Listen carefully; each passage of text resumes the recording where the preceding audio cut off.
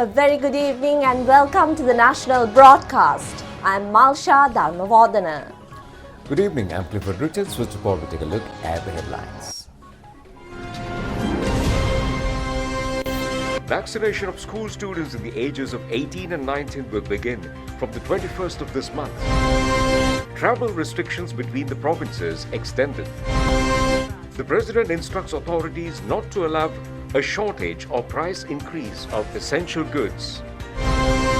The COPE committee reveals a financial fraud at the Sri Lanka Transport Board during the time of good governance government. 5 die in a fire at an estate house in Ragala. We move on to the stories in detail. A decision has been taken to begin vaccination of school students in the ages of 18 and 19 from the 21st of October. And the students can get the vaccines at the schools they're studying. President Gotabaya Rajapaksa, during a COVID Prevention Committee meeting today, gave necessary instructions to the health authorities. Meanwhile, it was decided to extend present travel restrictions between provinces until the 21st of this month. The meeting took place over video technology. It was disclosed that 100% of the persons more than 60 years of age and 98% of the persons above 30 years have received the COVID vaccine. The President instructed to take speedy steps to vaccinate the group between 20 and 30 years who has not taken the vaccine. 10,000 children with birth defects between the ages of 12 and 19 have been given the vaccines. Provincial health directors said the vaccination is continuing at all hospitals. President Gotabaya Rajapaksa said that the aim should be to vaccinate more people. Students at the ages of 18 and 19 can be vaccinated in their schools. Sri Lanka has become the country in the world and with the highest vaccination rates. The health service and the security forces should be thanked for the efforts. එන්නත දුන්නොත් හොඳයි කණ්ඩායමක් ඉන්න පුළුවන් අපි ලෝකෙම එන්නත අතින් ඉහළින් ඉන්න රටක් බවට පත් වෙලා තියෙනවා. ඉතින් මේ මුළු වෛද්‍ය සේවයටම මගේ ස්තුතිය දෙන්න කැමතියි. ඒ වගේම මේකට උදව් කරපු හමුදාව සානිට්ටංශ වලට මම ස්තුතිවන්ත වෙනවා නැවතත්. A total of 26,791,620 vaccine doses have been inoculated under the COVID-19 immunization program thus far. A total of 14,668,211 have received the first dose of the vaccine, while 12,123,409 have received both doses thus far. A total of 108,573 vaccine doses have been administered yesterday. A total of 528 COVID-19 patients were identified from the country today. Accordingly, the number of active cases in the country has increased up to 32,270. The total of 421 recoveries were reported today, increasing the overall tally to 479,182. Director General of Health Services has reported today 38 COVID-19 related deaths which occurred yesterday. 26 out of them were above the ages of 60 and the number of victims between 30 and 59 is 12. The Director General of Health Services, Dr. Asela Gunawardena, says that the immunization program for school children will be commenced on the 21st of this month. He made these remarks in a media briefing held today. We are going to start the immunization of school children from 21st of this month. We are going to start with the age group of 19 and 18, and this immunization will be done in the respective schools. So the principals and the teachers can help us in this endeavor.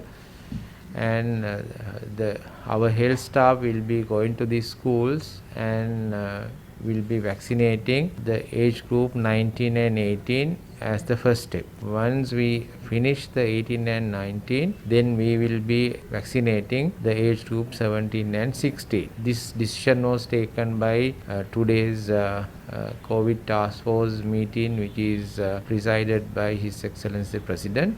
This activity will be coordinated by the Secretary of the Education Ministry as well as the provincial authorities with the all the provincial directors, regional directors, REs, MOMCHs and all the MOHs and PHIs and the other staff in the provinces, as well as collaboration with epidemiology unit as well as the family health bureau. Children or adults, young adults who are not going for schools can go to the nearest hospital. They can take their national identity card or any other document that we can verify their age between on 18 and 19 age cohort, get their vaccine from the nearest hospital from district hospital upwards.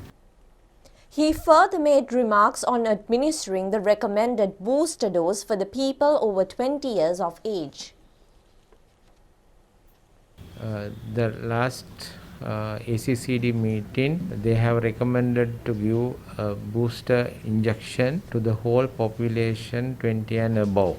It will be given after the 6 months of the second dose, and a third dose will be given to the patients who are on immunosuppressive drugs, who are on cancer drugs and who are on dialysis, as well as who have undergone transplant surgeries. And another booster dose will be given to the healthcare staff and the frontline workers of the other sectors. The first booster dose will be given to 60 and above population, and then it will give to the other sectors of the population. Pfizer and BioNTech have asked the United Nations regulators to approve the emergency use of the COVID-19 vaccine for children aged 5 to 11, and the vaccine could be ready for rollout as early as November, they say. A COVID-19 vaccine for kids could be just weeks away. That's after Pfizer and BioNTech asked the U.S. Food and Drug Administration to approve emergency use of their vaccine for children aged 5 to 11. White House COVID-19 response coordinator Jeffrey Zients told CNN the vaccine for young children could be ready to roll as early as November. The FDA set a date of October 26th for its panel of outside advisors to meet and discuss the Pfizer-BioNTech application. It's possible for kids to begin receiving the vaccines shortly afterwards.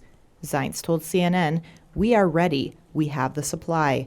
We are working with states to set up convenient locations for parents and kids to get vaccinated, including pediatricians' offices and community sites."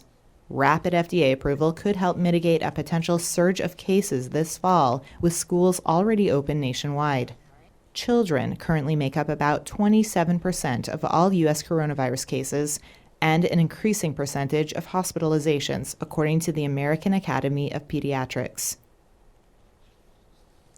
The control price on milk powder, wheat flour, gas and cement has been removed from yesterday following a cabinet decision. Accordingly, prices of those goods will change in future. The relevant gazette is scheduled to be issued tomorrow.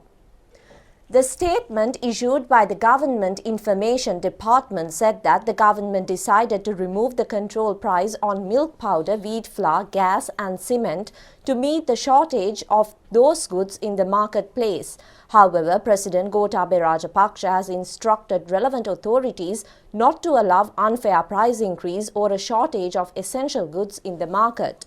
State Minister Lasantha Alagiyawanna said that steps have been taken to remove control prices on the basis of introducing control prices again according to the Consumer Affairs Authority.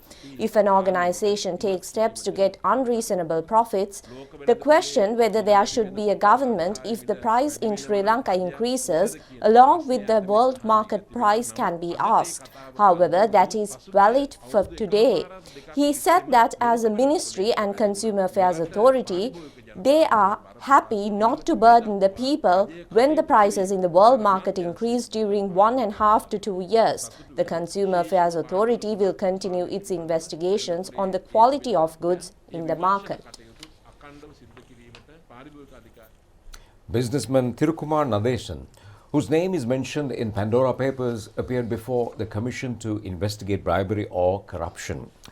Well, the Pandora Papers by the International Investigative Journalists Association recently disclosed the name of Mr. Thirunadesan for making various investments using undisclosed assets.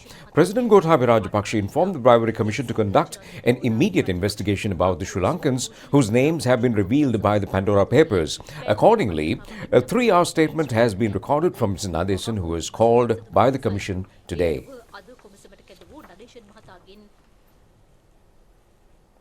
Education Minister Dinesh Gunawardena says that the process to remove salary anomalies of the teacher and principals will be presented by the budget. The minister requested teachers to make their contribution to open schools with less than 200 students on the 21st of this month. Meanwhile, a debate on the financial situation in the middle of the year took place in Parliament today. Minister Dinesh Gunawardena said that the Cabinet Secretary has signed and given the 4 decisions taken by the Cabinet of Ministers. Steps have been taken to implement salary increment when the budget 2022 is presented by the Finance Minister. An allowance of 5,000 rupee has been given. Salaries for teachers are paid by government, although there have been interruptions to the service for 1.5 years. Well, it has been disclosed at the COPE committee meeting that Sri Lanka Transport Board has spent more than the estimated amount for purchases during the time of the previous Good Governance government. This has been revealed during the COPE committee meeting to examine 2017 and 2018 audit reports and present performance. Sri Lanka Transport Board has obtained a loan of 50 million rupees in 2018 without the permission of the Finance Minister. It has been estimated that in that year to purchase 139 computers and 74 laptops.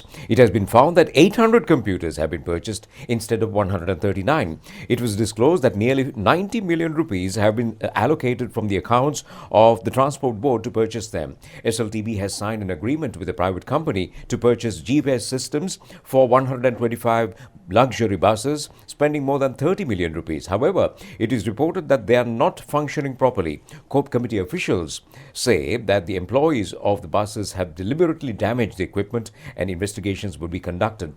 Although the SLTB has allocated more than 30 million rupees to purchase 1,000 electronic ticketing machines in 2018, it had spent more than 70 million rupees. It has been disclosed that the annual reports from 2017 to 2020 have not been printed so far. The COPE committee has recommended to table all reports in Parliament before 31st of December. The committee was chaired by Professor Charita Herath. A replica of the world-renowned Avalokiteshvara Bodhisattva statue was presented today to Prime Minister Mahinda Rajapaksa by the Director General of the Central Cultural Fund, Gamini Ranasinghe. The Bodhisattva statue found forum in Veheragala belongs to the 7th and 8th centuries. Qualities such as compassion and kindness of Bodhisattva are depicted in the statue. It has become world-renowned due to its excellent artistic characteristics. The Sivamurti book, printed by the Central Cultural Fund, was also presented to the Prime Minister. The bodies of 5 members of the same family who died at Ragala in Norelia were sent to the Norelia General Hospital for the post-mortem examination. Well, they have died in a fire that broke out last night in the middle of Norelia estate. Walapani Magistrate TRS Jinadasa has ordered the Ragala police to send the bodies to the Judicial Medical Officer of the Norelia General Hospital for the post-mortem. 2 children, their mother, grandfather and grandmother of the same family died due to the fire. They had held a birthday party for a 1-year-old child last night at their home. The people in the area say that the fire erupted at around 10:30 p.m. Father of the children had been arrested on suspicion in connection with the incident. Governor of the Central Bank, Ajit Niwad Kabral, says that the country's future economic growth is positive. Replying to a question at a media briefing on the roadmap to ensure macroeconomic and financial stability, he expressed views on the swap facility. The media briefing took place yesterday at the President's Media Center. We do have some negotiations going on with Oman, but this particular loan that you were referring to would be a facility that is being negotiated separately by the Ministry of Energy, that we have not factored into the plan that we have already put out. So that would be outside that realm as well. However, the loans as well as the swaps that we are negotiating today are listed in this document, although those are not mentioned. It's not mentioned as to which agency or which country we are negotiating with. But those numbers that we have put down here are very realistic, and we are working on that. That is not to say that the loan that is being negotiated by the Energy Ministry is not realistic. They would be having different parameters upon which that negotiation is going on. That is perhaps for petroleum as well as further developments in relation to petroleum. However, these loans that we are presently negotiating as well as the inflows that we are presently working on are ones that the central bank and the government up to the 1st of October were discussing and negotiating, and I can tell you that those are already in the pipeline at different stages of success, and we would be, as our Deputy Governor Mr. Nanakara mentioned, we would be announcing those at different stages as and when those are being realized. You would have realized in the past also, we did mention before it occurred that we would be negotiating a swap facility with the People's Bank of China, and that materialized. Then we said that we would be negotiating with the China Development Bank, that materialized. Then we said that we would be negotiating a swap facility with the Bangladesh Bank, that materialized. So all what we had said so far were based on discussions that were ongoing, because we felt that that was an obligation that we have towards our stakeholders, that we should keep them informed about what is being done, and we have done that, and those have materialized finally into realistic inflows that have come into the country. So in the same way, ones that we are negotiating now, we have listed those out, although not in detail, the numbers as well as the thrust of those different inflows, and we are confident that those would materialize in due course as well. Governor of the Central Bank, Ajit Diwar Cabral, also answered a question asked by a journalist on vehicle importation. The numbers are realistic, and although it may appear to be very high, you would realize that that part of it will be funding the imports as well as certain other debt settlements. So which means that there would be a build-up of our reserves, which is what this whole exercise is about, because there would be a build-up of reserves. That's why we said that by the end of March, we are hoping to have a reserve which is equivalent to at least 4 months of reserves, 4 months of imports. These numbers are realistic. The first part of your question with regard to the vehicles, yes, we've got to also find innovative ways of dealing with this situation. As you know, there was a need to curtail the imports of vehicles for good reason, because when the inflows dwindled from the source of tourism, we had to make another adjustment elsewhere, and the adjustment that was chosen was to stop the imports of vehicles, and that was done. And till such time that could resume, we have to maintain that situation. However, we noticed that in the last few months that there has been an undue bubble being formed in the prices of vehicles, and that's not a very good thing as far as any economy is concerned. And the prices of vehicles have shot up maybe more than double the original price, and that could sometimes lead to certain destabilization forces being created within the economy. That's why we had to find some way in which this could be addressed. And in Parliament once there was a question that was raised by one of our members, Honorable Premanatha Dolawatta, where he brought up this innovative idea. So it warrants some discussion, warrants some further drilling down. So that's what we are doing right now, to see whether there are any other ways in which this could be improved and then brought into the equation. So that is presently receiving attention. As to when and in what form it could ultimately be brought in to the equation is a matter for the government to decide. But in the meantime, I can tell you that that was considered to be an interesting idea, which is what we are now highlighting, because there may be some merit to doing something similar, with the duty being paid in foreign exchange, with the vehicles being imported without any foreign exchange outflow from the country. So it has some merit and it needs to be considered. A Memorandum of Understanding was signed today to modernize and to continuously maintain Guru Gedara educational program of the national television. The event took place at the State Ministry of Open University Promotion and Distance Education.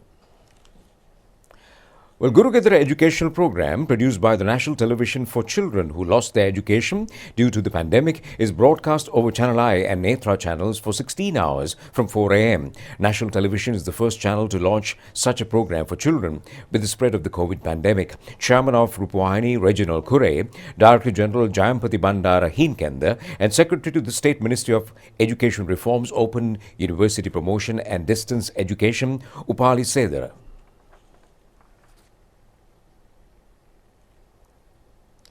Today is National Pensions Day.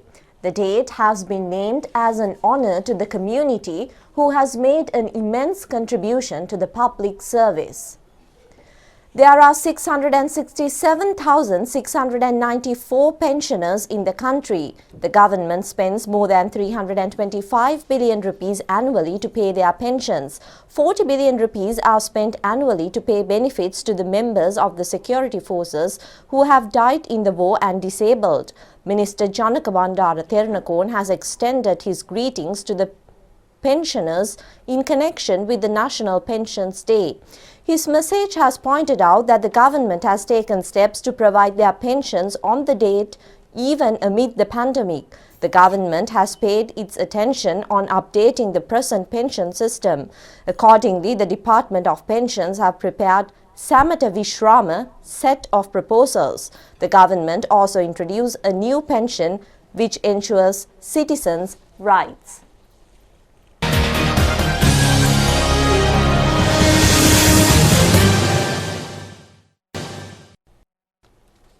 Moving into the world of sport, it's about a table tennis star. Muthumali Priyadarshini has been ranked among the 16 best table tennis players in Asia. She is the first local table tennis player to achieve such high rankings. The Asian tennis tournament took place in Doha, Qatar. A men's and a women's team represented Sri Lanka at the tournament. The men's team was placed 18th and the women's team 12th. Muthumali Priyadarshini was ranked 16th in Asia due to the skills she showed in the singles match. Meanwhile, chairman of the Sri Lanka Table Tennis Federation has been appointed as chairman of the South Asian Table Tennis Federation. It's time to end the news. Do enjoy the rest of the programs. Take care. Good night and stay safe. Good night.